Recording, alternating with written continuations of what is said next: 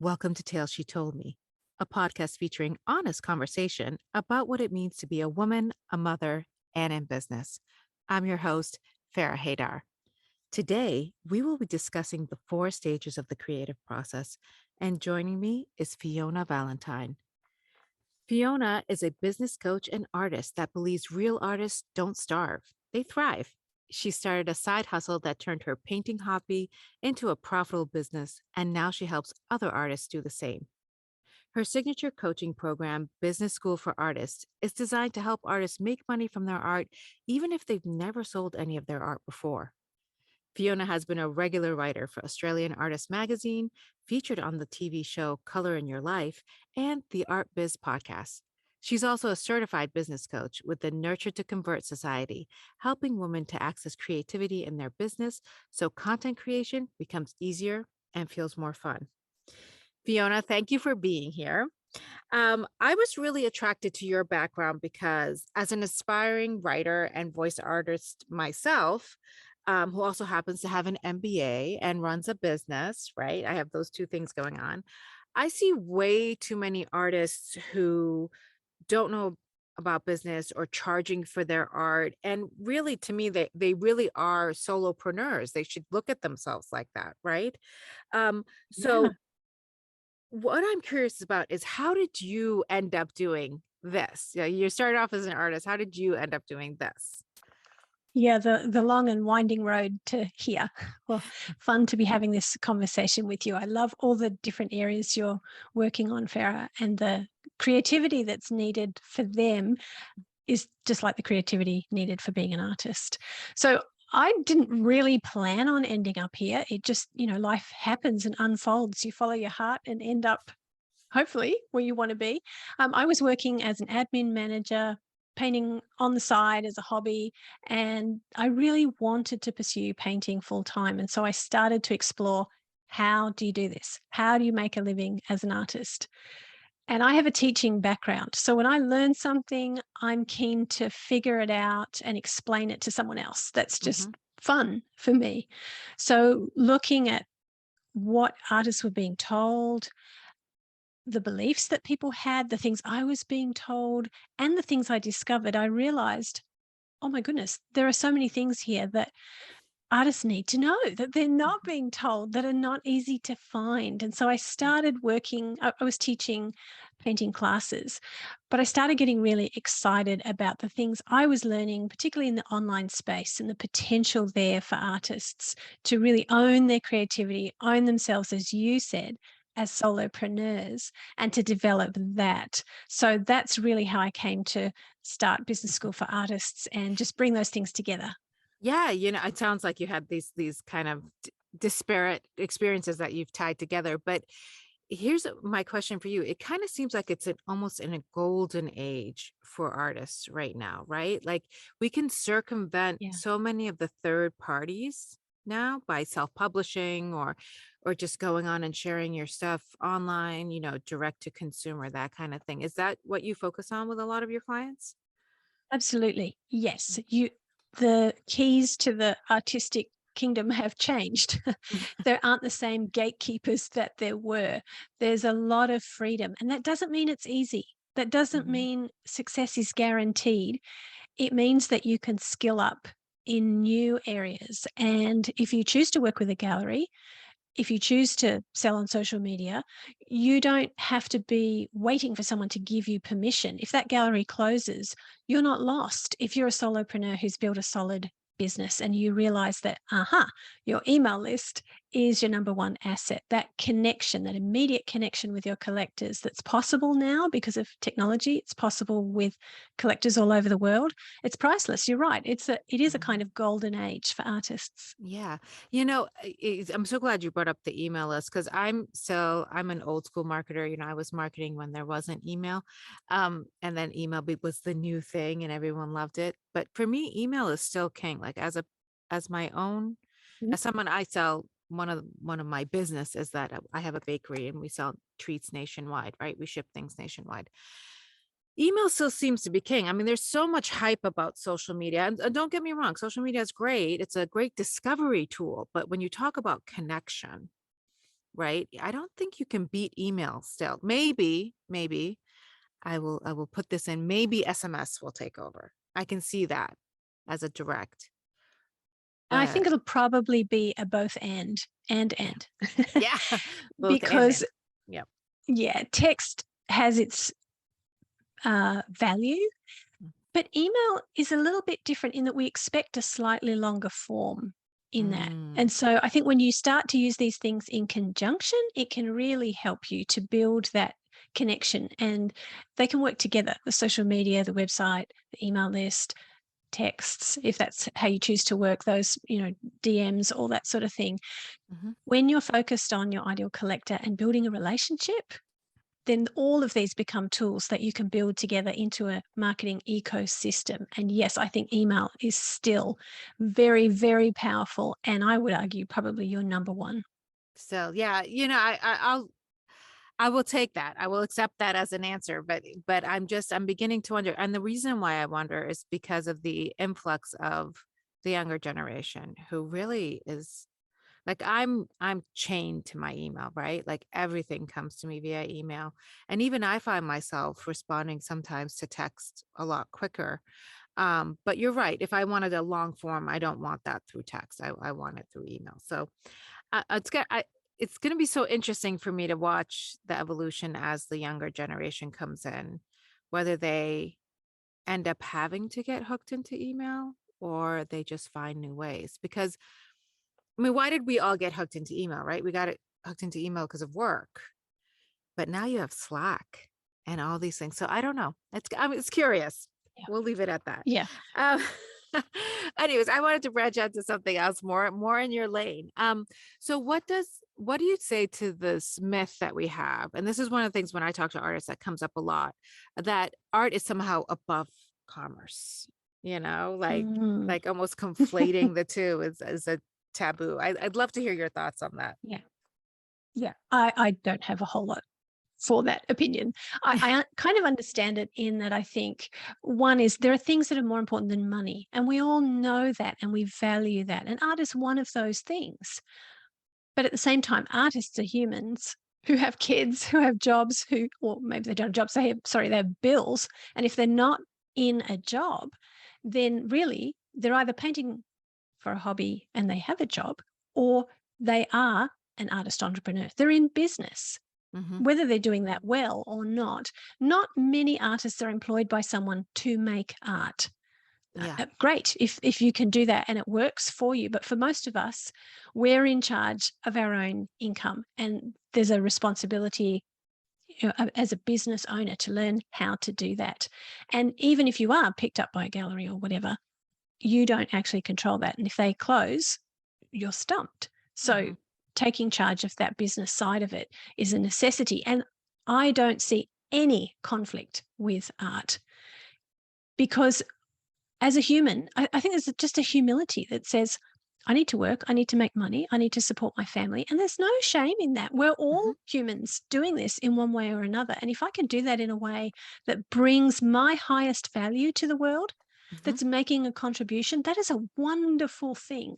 So I have very little patience with the whole idea that art and commerce are just a bad mix. I do understand that art is beyond just monetary value. Hmm. But yeah, I really embrace the humility of being an artist, being a human who works for a living. I agree with that. I think it's rooted, it actually has its roots probably, if I were to give it a guess, probably has its roots when you had to be sponsored as an artist, you know, and therefore they controlled your art in some way because if they didn't like what you were talking about, then they pulled their funds. So yes, it should be above commerce because artists are supposed to be like To be these free, to renegades and be stuff. Yeah. authentic. Yes. And Authentic. yeah, we have the ability to do both. So let me say, you mentioned when we were talking, you mentioned turning away Mm. from your creativity at one point because you thought it was frivolous, right? So tell Yeah. us how you came to be and what you would tell your old self now. So this was years ago as a young mum.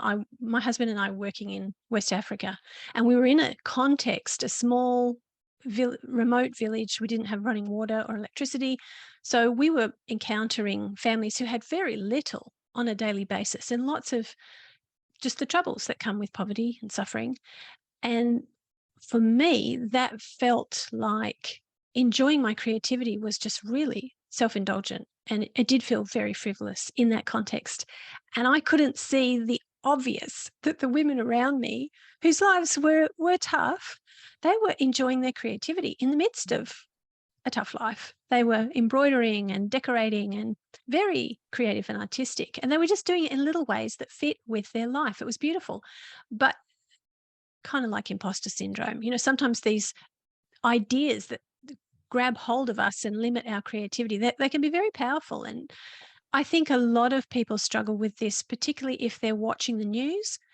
Maybe they're seeing what's going on in Ukraine. They're seeing suffering in different parts of the world, and the media just make sure that we have that from all over the world, far more than our poor souls can cope with.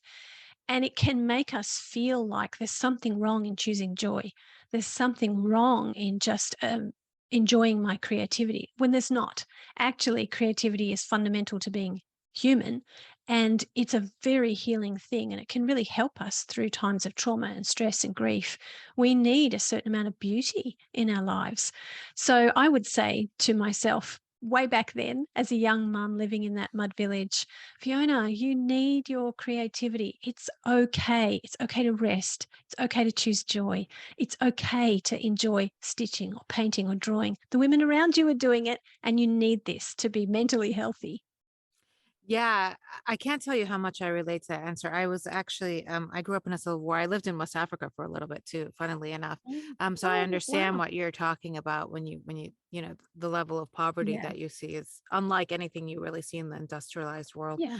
Um, but I have to tell you, looking at it, a lot of people often ask me when I tell them, I grew up in Beirut and went through the Civil War. They're like, "Well, how did you make Mhm. it through?" And I'm like, "Oh my God, the Lebanese are the most funniest, creative people I know."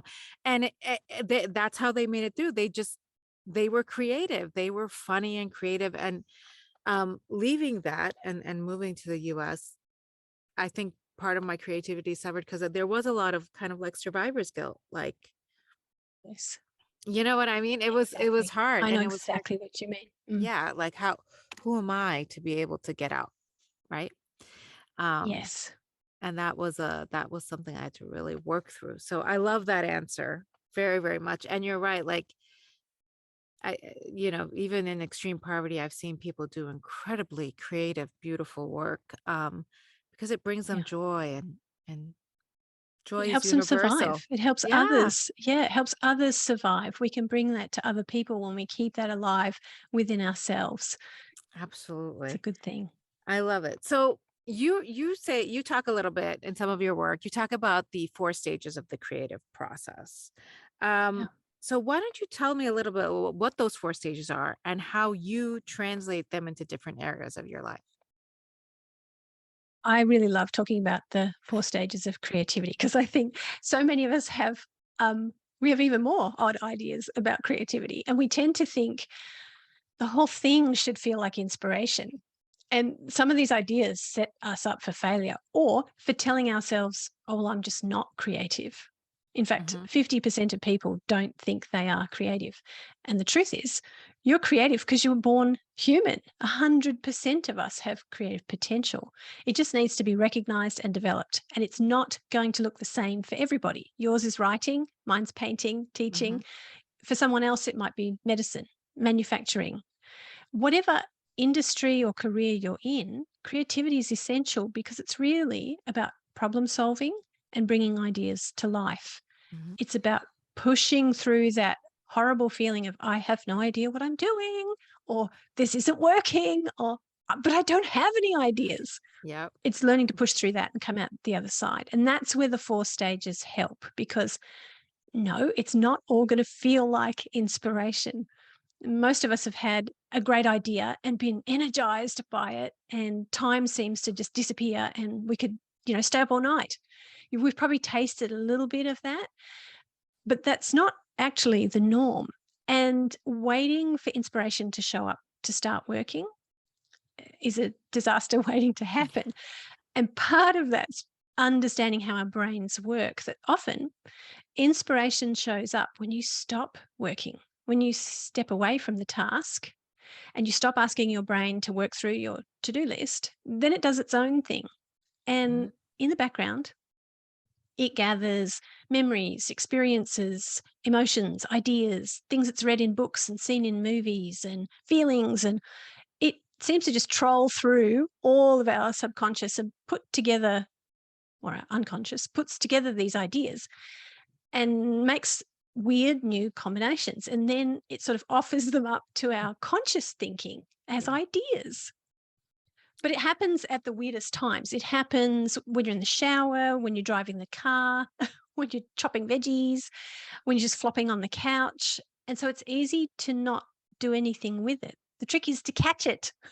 When it shows up, catch it, and then come back to it when it's time to work. Yeah. So that's inspiration. Catch it while you can. It's fleeting. The more you pay attention, the more ideas you'll have. And make sure you write them down somewhere where you can actually find them. Don't, write it down on random pieces of paper that you can't find when it's time to work. Be very specific. Treat these things as precious because they are. The second stage is references. And this is far more perspiration, not inspiration. This is Mhm. about doing your homework, doing your research. Maybe, if you're an artist, you might need to gather a model. You might need to put together a still life. You might need to go out in the landscape or take photos or make sketches. Mhm. If you're doing copywriting, you might need to do some research, check out what the opposition are doing. You might need to gather photos. Whatever it is that you think might help you, do some exploring, do some gathering, collect your tools. The third stage is design. And this is recognizing that you can stand on the shoulders of others. You don't have to reinvent the wheel. You don't have to try and start from scratch, but you can learn from others and borrow. It's not about going and copying one person's work, as is. It's taking 100 influences and also understanding that there are templates, there are principles of design, whether you're a writer or a painter, whether you're Mhm. making social media copy or email, there are things that you can learn from the experts. So make use of those. And when you know what your design should look like, how long it should be, how large it should be, what its job is, what the purpose is, then you can start to put those ideas that you gathered, that homework that you did, and you can design something with your end in mind, the right colors, the right fonts, the right size painting, the right style. It depends the industry that you're applying your creativity to, but design is a really important step. And these steps don't have to happen all in one go. You might have several work sessions in each of these stages. And then finally, you're ready for the creation stage. And this is where you pull together the inspiration, the development that you did in the research, the design templates that you've got, the graphics that you've collected, and you pull it together. And you might have several drafts. It might start off ugly. That's absolutely fine. But you keep working through your process, a process that's suitable for your current level of skills and ability, and you get to the outcome. So I like to think in those 4 stages, and I find that they're just really helpful. Yeah, so, there's this debate among writers. I know you're a painter, but there's this debate among writers about how to write a book. And some writers say you just sit down and start writing, you see where it takes you. And other writers are like, "Oh, no, no, no. Like I sit down, I outline, I have research, I have." So it's funny. I It's find possible. that Yeah. um I'm personally a planner. I think people who don't plan just like Mhm. to redo work a lot. Yes. And they True. they just like to redo the whole thing. Because I was talking to one of these ladies that was just like, "Oh, I sit down and write." She was like, "Oh, yeah, I sat down and write, and I got, like, 70% the way through the book, and then I realized that the whole point of view was wrong, so I just wrote the rest of the 30% in the right point of view, and I went back and edited." And I'm like, "Oh my god, that sounds painful." Like, Yes, I'm with you. yeah. Yeah. So you mentioned something interesting while you were talking. You were saying, it depends on what industry you're working in. And Yes. that was a very, like, it kind of stuck out to me because one of the things you teach is how to make art people want to buy. And do you think there's a Mhm. conflict there? Like, is art not supposed to challenge people rather than fit them? Good question. Mhm, I think art is way broader than challenge. I do think that's one of the powerful roles art can have. But I also think that beauty is really important. We kind of touched on that before from a healing point of view. mhm, So I think there are a lot of contexts where something other than challenge is essential. Let's say you're creating an environment in your home. Challenge may not be what your family need at the end of the day. mhm, There may be joy, beauty, a calm, something that gives your kids hope. There may be, remembering beautiful holidays, just the pleasure of the landscape or something that's beautiful. That may be exactly what your family need at that point. And that's a very different thing than art that may be in a public space that is about challenge. mhm. If you're in a healthcare environment, art can bring so much of a soothing, healing, calming, restoring presence quietly to people who are dealing with trauma and grief. There are so many different settings. In an office setting, it's actually been proven that artwork that's personally chosen can increase productivity. But in that environment, you may not be choosing artwork that's a challenge, or particularly confronting. Oh, Whereas there are provocative, other yeah. settings where that might, yeah, exactly. To me, that's more art for a very particular setting and probably a public setting rather than confronting is not really one of the emotions I'm looking for in my home most of the time. Yes. We may have confrontations, but they're probably not triggered by the art. Yeah. We're probably using the art to help us recover from a confrontation that was triggered by something else. So I just think it's a lot broader. And if you know who you're making art for, maybe you're making art for people who absolutely love horses. The whole equine industry has all sorts of angles. Maybe it's for people who love a particular peninsula and the beaches and lifestyle and all of that. Maybe you're not. Maybe you're creating public art that is confronting about a particular issue.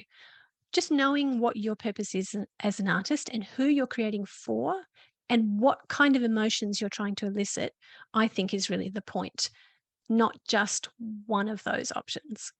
This is so interesting because every time I talk to artists or artists are spoken about, it's often in that renegade kind of they had this idea and people just fell in love with it. It's never really presented as a service, which is what I hear you saying, like art should be a Yeah. service to the people that you want to serve. Am I getting it right? Or is Yes, absolutely. I really do think that. And I think for me, it flows out of being true to yourself because we're all unique. And so our motivations, the things that inspire and get us excited, the contribution that we want to make, it's completely different for every person. And if you can focus on what you love to do, and you can look at your own personality, what colors appeal to you, what Mhm. styles appeal to you, what do you like? What are you choosing for yourself? How do you dress? How do you decorate your home? That's going to give you a ton of clues about the style that comes naturally to you. And so you're looking for people who would love what you love, who would love what you do. And so it's kind of a perfect match, really. Oh, wow. It's a very unique way I think of looking at it. So I applaud you for coming up with a different way of looking at it because it's just never been presented to me that way. And I actually really do like it. It appeals to the entrepreneur, I think, in me. So now I get to ask you a question that I love asking all my guests. It's my evergreen question. It's what is a weird habit or ritual you have that makes your life more joyful? Well, recently, my husband, who enjoys golf, has been trying to teach me how to putt. So we've been having a nightly putt off in the lounge room with a coffee cup and his putter and a handful of golf balls. And there are points for the person who can, hit the cup just Mhm. just right. And of course, you lose points if you actually hit the skirting board or the furniture. But yeah, that's been fun. Wow, that's such a great way to connect. I think at the end of the day, especially with a cup of coffee, you had me at coffee. I'll do pretty much Yeah. anything for a cup of coffee. Well, Fiona, it was a pleasure having you. If you're out there and you'd like to hear more from Fiona, or if you're interested in unlocking more creativity in your life or business, you can book a call with Fiona to find out more about her business coaching and workshops. She also has a free guide available called How to Start Selling Your Art. Head to Instagram at Fiona Valentine Artist or her website, www.fionavalentine.com, to find out more. Of course, all links in the show notes below. Now, as always, I'd love to hear from you about this episode. What do you think about creativity and commerce? Hit me up on Instagram or Facebook at Farrah Haidar. Don't forget to hit that subscribe button so you'll get notified when a next episode is available. Also, I'm giving away a PDF of some of the best quotes we've had on the show, beautifully designed to print and journal your thoughts. Email me at farrah@farrahhaidar.com and title it Quotes.